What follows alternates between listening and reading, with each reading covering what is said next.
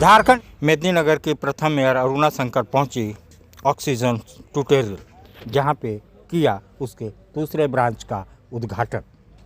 फीता काट करके उन्होंने उस ब्रांच का शुभारंभ किया और बच्चों और उनके जो कर्ता धर्ता हैं उनको शुभकामनाएं दी। कहा बच्चे अपने घर से बाहर जाते थे पढ़ाई के लिए, लेकिन अब उनके शहर में ये सुविधा मिल रही है, तो इनके संस्थापक को बहुत बहुत आभार है, क्योंकि बच्चों को पढ़ाने के लिए अपने शहर में व्यवस्था दे रहे हैं। तो ऑक्सीजन ट्यूटोरियल पहले भी एक ब्रांच खोल चुकी है, जहां से इसके संस्थापक ने कहा कि 100% रिजल्ट आ रहा है। इसी को लेकर के हमने दूसरे ब्रांच का शुभारंभ किया। तो पलामू के छात्र छात्राओं के लिए एक अच्छा अवसर, जो कोटा, रांची, पटना और दिल्ली जाकर के पढ़ाई करते थे, उनके लिए एक अच्छा सौदा।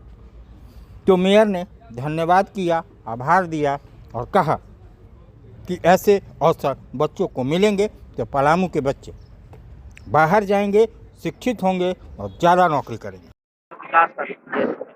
जैसे कि आप हम सबको पता है कि शिक्षा एक ऐसा धन है, जैसे बोलते हैं कि लोगों में यदि कि आपके पास शिक्षित है, आपके में किसी तरह का हुनर है, तो आप कभी दुखी नहीं रहिएगा, कभी हमेशा आप हर तरह की मतलब शिक्षा ऐसा धन है जिसको जितना ज़्यादा पढ़ा जाए उतना ज़्यादा बढ़ता है। इसकी कोई तो एज सीमा भी नहीं है। जो बच्चे से लेके आप बुजुर्ग होते तक पढ़ाई से ज्ञान कभी कम नहीं होता। आप हर उम्र में शिक्षा ले सकते हैं। और ऐसे समय में हमारे मेदिनीनगर में इस तरह से जो ऑक्सीजन लिखा हुआ है कि ऑक्सीजन देने वाला एजुकेशन सिस्टम का जो यहाँ गौरव जी है ना, मैं उनको सौरभ बार बार बोल रही हूँ, गौरव जी के द्वारा जो इस तरह का एजुकेशन के दिशा में जो इन्होंने यहाँ पर काम किया, क्योंकि एक आजकल एक परिवार जो हो गया है, एकल परिवार हो गया है। पहले में चाचा, मामा, ताई, ताऊ वो भी बच्चों को पढ़ाते थे, पर आज के समय में जो लाइफ है कि आज मदर भी काम कर रही है, फादर भी काम कर रहे हैं, वो ऐसी स्थिति में जो जिस समय बच्चों को सही शिक्षा देने का टाइम होता है, वैसे समय में जब जैसे कि इन्होंने 6 से शायद ना 6 से लेकर 12 तक के बच्चों के लिए आप एक ही जगह पे सभी सब्जेक्ट का जो है यहाँ पे तैयारी करवाएंगे, तो ये अभिभावकों के लिए बहुत अच्छा अपॉर्चुनिटी है, बच्चों के लिए भी है। और एक बच्चे जब एक साथ, जैसे आप घर में यदि टीचर बुला के पढ़ाते हैं, तो उस टीचर का ज्ञान सिर्फ एक बच्चे तक जा रहा है और उसकी समझ कितनी है, पात्रता कितनी है, ये भी होता है। पर ये एक तरह का जब सामूहिक अध्ययन हम करते हैं, कंबाइंड स्टडी करते हैं, तो बच्चे आपस में भी एक दूसरे से सीखते हैं, पढ़ते हैं, डिस्कस करते हैं, तो इससे उनका एक हेल्दी एनवायरनमेंट जैसे ट्यूशन ट्यूटोरियल में मिलेगा। और बहुत सारे अलग अलग जो हायर एजुकेशन होता है, जैसे बताया इन्होंने कि मेडिकल का और इंजीनियरिंग का और अलग अलग तरह का भी पढ़ाई का यहाँ पर सुविधा है, जो बच्चे हमारे +2 करने के बाद बाहर जाते हैं। इसी स्टडी के लिए बच्चे जो रहते हैं बाहर जाते हैं।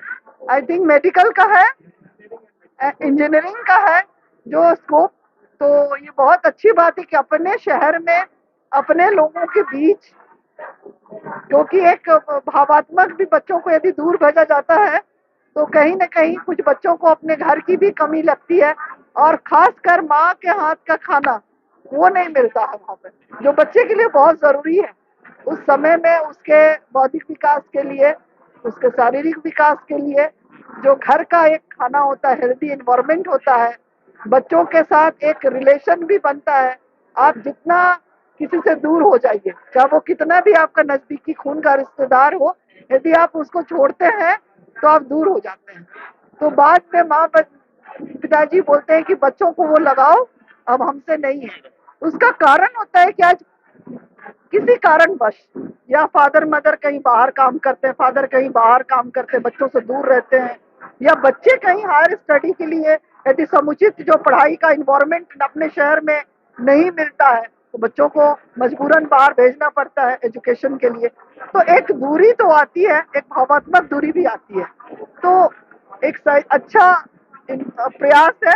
इसके लिए मैं इसके जो आयोजक हैं, प्रोप्राइटर हैं, उनको मैं बहुत बहुत बहुत धन्यवाद देती हूँ कि अपने शहर में अपने बच्चों के लिए आप इस तरह का व्यवस्था दे रहे हैं। इसके लिए मैं इनका भी अरुणा शंकर। और आज का दिन हमारे लिए बहुत ही खुशनसीब है कि मैम का चरण हमारे कोचिंग सेंटर में पड़ा। एक ऐसा कोचिंग संस्थान जहाँ पे हमारा खैर पंचलाइन भी है कि बच्चों में ऑक्सीजन रूपी शिक्षा का संचार हमारा सबसे पहला उद्देश्य है। और ये पंचलाइन हम लोगों ने एक्सेप्ट किया और इसी पंचलाइन को डे 1 से स्टार्ट किया। आज स्टार्टिंग में दूसरा ब्रांच है। पहला ब्रांच ऑलरेडी हम लोग सुधना में रन करा रहे हैं, ये सेकंड ब्रांच हम लोग लेकर के आए और आज भी ये पंचलाइन बरकरार है और आगे भी बरकरार रहेगा। हम सभी टीचर्स का, जितने भी हमारे ऑक्सीजनेशन ट्यूटोरियल के फैकल्टीज हैं, चाहे हर एक मेंबर नॉन टीचिंग स्टाफ से, सभी लोगों का एक साथ मिल के प्रयास रहा कि इस कोचिंग को आगे बढ़ाया जाए। ये कोचिंग कहीं का फ्रेंचाइजी या कोई चेन नहीं है। हम सभी लोग पढ़ाने वाले लोग यहीं के हैं, डाल्टनगंज के ही हैं, कहीं से कोई नहीं अभी तक आया। हम ही लोगों ने बच्चों को अच्छे से पढ़ाया। बहुत बच्चे 100 आउट ऑफ 100 भी सिक्योर किए, परसेंटेज बहुत अच्छा आया। तो हम कर सकते हैं, हम यहीं के लोग कर सकते हैं। जब हम एक साथ मिल जाएंगे तो हमें किसी की जरूरत नहीं है। अगर हम एक साथ मिल जाए ना तो पूरी डाल्टनगंज, पूरी पलामू की काया पलट कर सकते हैं। बस ताकत है कि यूनिटी चाहिए। सभी टीचर, सभी शिक्षक एक साथ मिलेंगे तो अच्छे से बच्चों को पढ़ा पाएंगे और पढ़ाने में मजा आएगा। सभी लोगों के साथ शिक्षा देना, कोई भी कहीं पढ़ाता, शिक्षा हर जगह देता है, लेकिन एक वेल मैनेज तरीके से शिक्षा देना हमारा एकदम प्रायोरिटी है। ऑक्सीजनेशन ट्यूटोरियल का प्रथम प्रायोरिटी है। हम सभी ऑक्सीजनेशन के बच्चों के तरफ से, मैनेजमेंट की तरफ से मैम को सादर पूर्वक धन्यवाद कि आप यहाँ पे आई। मैम इतना बिजी शेड्यूल है कि मैम का शेड्यूल था बस। सस्ता और समुचित इलाज के लिए गरीबों का रहनुमा मात्र एक हॉस्पिटल, मैया बाबू हॉस्पिटल।